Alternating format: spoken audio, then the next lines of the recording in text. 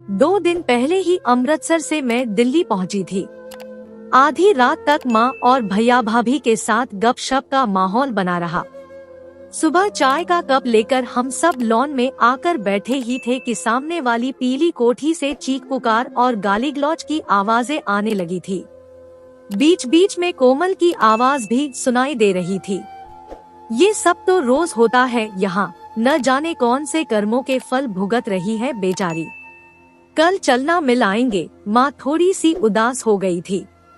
पाप पेट में पलता है तो यही स्थिति होती है, भाभी ने मुंह बनाकर कहा तो कई भूली बिसरी यादें मानस पटल पर मुखर हो उठीं। लगभग 20 वर्ष पहले कोमल हमारे घर मकान किराए पर लेने के लिए आई थी। उसकी खूबसूरती ऐसी थी कि उसे देखते ही कोई भी उसकी तरफ आकर्षित हो जाए। उसका व्यवहार भी इतना अच्छा था कि सबको अपना बना लेती थी। कोमल के 2 बेटे थे। बड़ा बेटा सुमित 8 साल का और छोटा अमित 5 साल का था। आकाश की रेडीमेड गारमेंट्स की दुकान थी। माँ ने बिना किसी ऐतराज के मकान का पार्क फेसिंग वाला हिस्सा उन्हें किराए पर दे दिया था। आकाश सुबह काम के लिए निकलता तो रात को ही वापस लौटता। बच्चों को स्कूल भेजकर कोमल हमारे घर आकर बैठ जाती। माँ के कहने पर भैया भाभी ने बीच का दरवाजा खोल दिया था। सुबह के नाश्ते से लेकर डिनर तक हम साथ साथ ही रहते थे। माँ को कोमल के रूप में एक बेटी मिली थी और मुझे एक सहेली। धीरे धीरे हम सब एक दूसरे से जुड़ते चले गए और हमारे सुख दुख कब साझे बन गए पता ही नहीं चला। कोमल ने बताया था, ओकार बहुत ऊंचे घराने से संबंध रखते थे। पिता मजिस्ट्रेट, माँ गायनोकोलॉजिस्ट थी। कोमल के साथ लव मैरिज करने के बाद उनके सभी प्रियजनों ने बड़ी बेरुखी से उनकी ओर से पीठ फेर ली थी। खूब नाटक हुआ। वो हंस कर बताती, जाते समय माँ अपने बेटे से कह गई, भगवान करे मेरी अर्थी को तेरा कंधा भी नसीब न हो। इस अभागी ने जरूर तुझे कुछ खिला दिया है, देखना एक दिन अपने कर्म जरूर भुगतेगी। कहते हैं पूरे दिन में जिह्वा पर कुछ पल के लिए माँ सरस्वती अवश्य विराजती है। ऐसा ही हुआ होगा, तभी तो महेश जैसा खलनायक उनकी खुशहाल जिंदगी में आया और कोमल की महत्वाकांक्षाओं की चादर को सीते सीते उसे इस तरह अपनी मुट्ठी में कैद कर लिया। एक दिन कोमल बहुत खुश थी। पूछने पर बोली, आकाश को दुबई में नौकरी मिल रही है, 2 लाख प्रति माह पगार, मकान, गाड़ी, बोनस सब अलग, तुम भी जाओगी? माँ के चेहरे पर चिंता के भाव नजर आए। नहीं, सबके जाने से खर्चा ज्यादा होगा, बचत नहीं हो पाएगी। सुनते ही माँ के चेहरे का कच्चापन सख्त हो उठा। हरी जवानी में पति को अकेले विदेश भेजना कहाँ की समझदारी है आंटी। इंसान जवानी में ही 4 पैसे जोड़ पाता है। बच्चे बड़े हो रहे हैं, धीरे धीरे खर्चे भी बढ़ेंगे। एक बार आमदनी बढ़ी तो जीवन का स्तर भी बढ़ेगा। छोटी छोटी चीजों के लिए तरसना नहीं पड़ेगा। हम कार, बंगला, नौकर चाकर जुटाने में समर्थ हो सकेंगे। कमी तो यहाँ भी नहीं है, माँ ने समझाना चाहा। सिर ढको तो पैर उघड़ जाते हैं, पैर ढको तो सिर उघड़ जाता है, कुंतल ने अपनी बेसब्री जताते हुए उलाहना दिया। आकाश पत्नी की बातें चुपचाप सुनता रहा। कोमल के जल्दी अमीर बनने के लालच के कारण अक्सर उनके आपसी संबंधों में कड़वाहट आ जाती थी।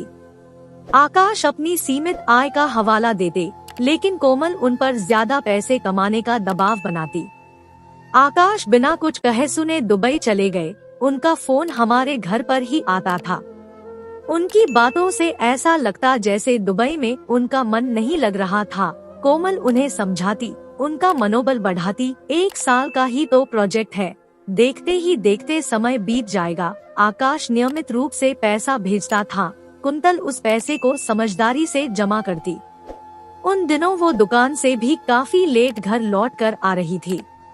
महेश हर समय साये की तरह उसके साथ रहता था। उसे अपनी कार में बैठा कर ले जाता, शाम ढलने के बाद छोड़ जाता। कभी कभी तो रात में घर पर रह भी जाता था। जब तक वो घर से बाहर नहीं निकलता था, मोहल्ले वालों की जिज्ञासु नजरें कोमल के घर पर ही चिपकी रहती। कोमल के विरुद्ध पास पड़ोस की महिलाएं खूब विष उगलती, कैसी बेशर्म औरत है, अपने पति को विदेश भेजकर दूसरे मर्द के साथ गुलछर्रे उड़ा रही है। औरतों की आलोचनाएं माँ को बहुत बुरी लगती। माँ उदास मन से कहती, इसका बिजनेस इसे कहीं का नहीं रहने देगा। भैया शुरू से ही इस लाइन में थे, माँ को दिलासा देते, बिजनेस बढ़ाने के लिए लोगों से मेल जोल बढ़ाना ही पड़ता है, बुरे ख्याल मन से निकाल दीजिए। भाभी भी माँ का ही समर्थन करती, समाज का डर न सही अपने परिवार के लिए तो सोचे। कोमल एक नहीं दो दो गृहस्थियाँ बर्बाद कर रही है, माँ फिर भी बेचैन दिखती। एक दिन कोमल को कुरेदा तो बोली, आजकल हम गारमेंट्स एक्सपोर्ट करने का बिजनेस शुरू करने की प्लानिंग कर रहे हैं। हम मायने कौन कौन? महेश और मैं। आकाश से अनुमति ले ली है। आंटी, महेश और आकाश अच्छे दोस्त हैं, शादीशुदा और 2 बच्चों के पिता भी हैं। मुझे पूरा विश्वास है वो इस काम के लिए मुझे मना नहीं करेंगे। कुंतल के अंगप्रत्यन में जीवन की अंतिम बूंद पी जाने की उम्मीद छलक रही थी। समझने की कोशिश कर कोमल, ये इस जमाने की सोने की लंका है, जिस पर सिर्फ सोने का मुलम्मा चढ़ा होता है। जब ये मुलम्मा उतरा तो पीतल ही दिखाई देगा। बच्चे बहुत छोटे हैं, थोड़ा ध्यान बच्चों पर भी रखना जरूरी होता है। माँ ने अपने अनुभव से उसे फिर समझाया, लेकिन कोमल पर तो अपनी ही धुन सवार थी। 6 महीने बाद आकाश दिल्ली लौटे, ढेर सारे सामान से लदे हुए। उन दिनों महेश कम आता था और कोमल अनमनी सी रहती। ऐसा लगता जैसे वो बेसब्री से उनके दुबई वापस लौटने की राह देख रही थी।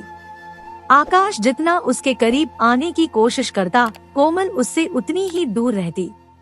सरल सहृदयी आकाश समझ ही नहीं पाया कि कुछ अनर्थ घटने वाला है। कोमल ने बड़ी ही चतुराई से बच्चों को भी नैनीताल हॉस्टल में भेज दिया था। शाम का समय था। डोरबेल की आवाज सुनकर मैंने दरवाजा खोला। दरवाजे पर कुंतल की नौकरानी खड़ी थी, बदहवास सी।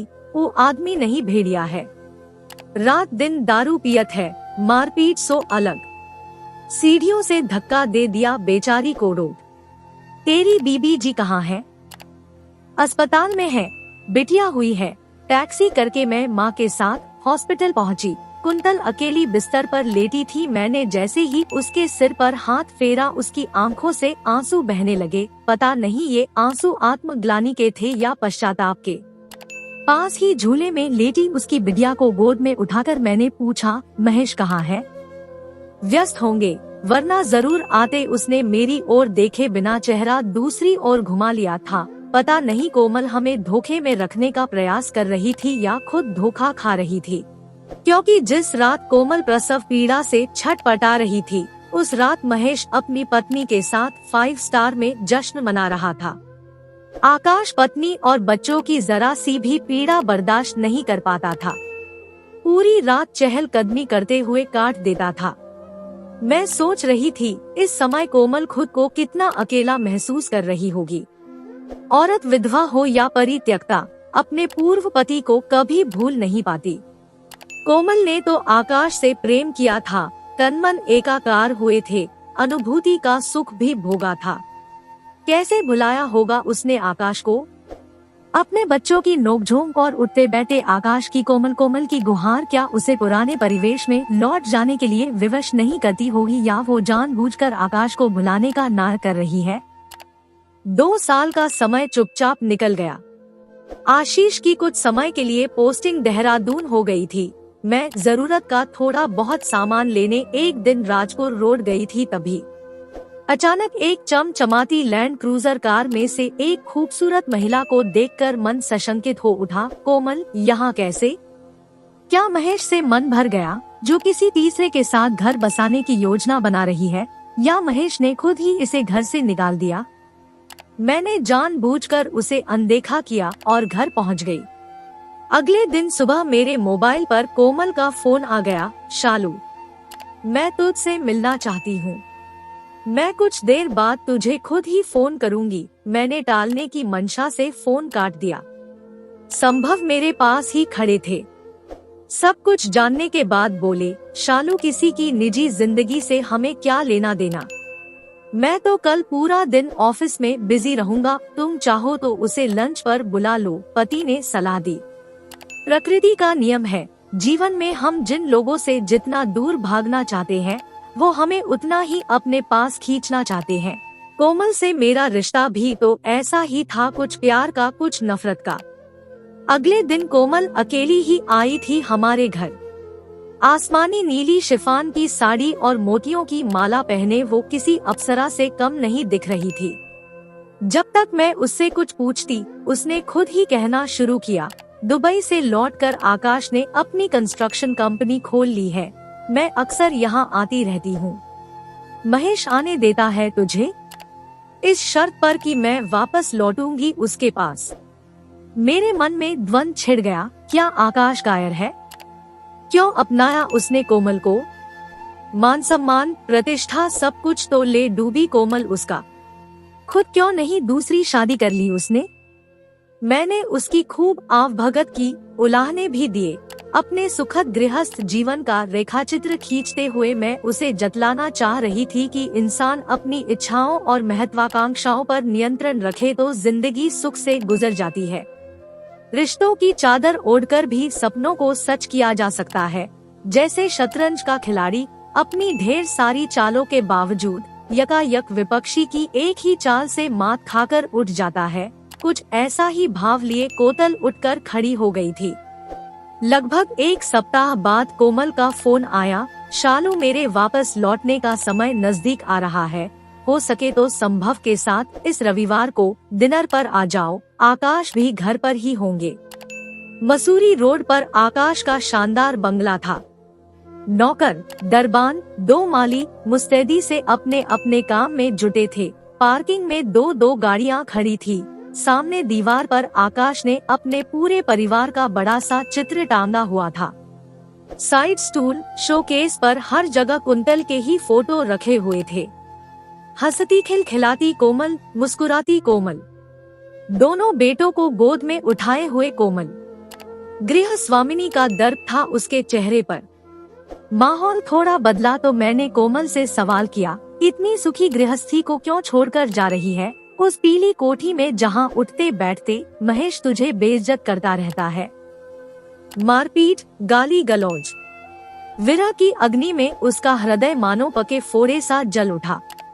गणित नहीं है जिंदगी जिसके हर सूत्र का एक स्पष्ट उत्तर हो। अचानक ऐसा झंझावात आया और उड़ा कर ले गया मेरी गृहस्थी का सुख चैन।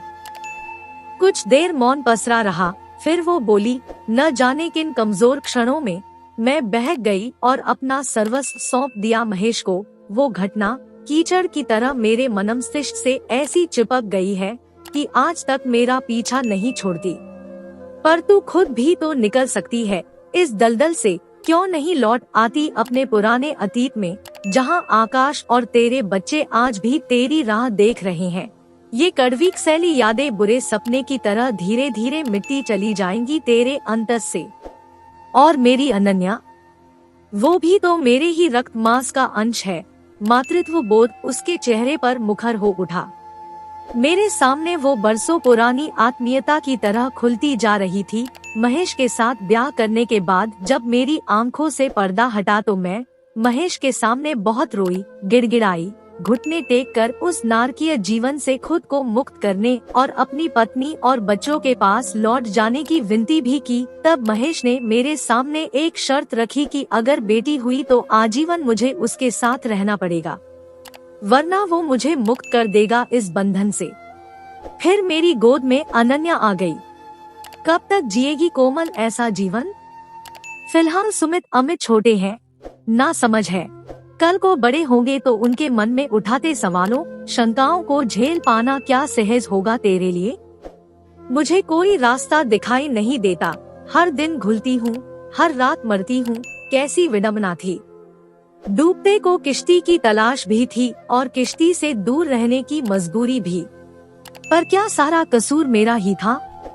कभी तो आकाश अपनी आत्मशक्ति और पौरुष का इजहार करते, समझाते कि इच्छाओं और आकांक्षाओं का समुंदर आंधी तूफान से भरा होता है, उन पर विराम लगाना चाहिए। बल्कि मुझे देखकर आंखें झुका ली। उन आंखों पर जो पलकें तनी थी वो भापने भी तो नहीं देती थी कि उन आंखों में क्या ठहरा हुआ है। कोई कसक, कोई चुभन, अफसोस या पीछे छूट गई कोई स्मृति। कोमल तड़प उठी, महेश अनन्या को मार डालेगा, मुझे जाना होगा शालू, जाना ही होगा। अपनी ही नजरों में गिरना कितना तकलीफ देह होता है, इसका एहसास मुझे आज कोमल की बातों से हो गया था।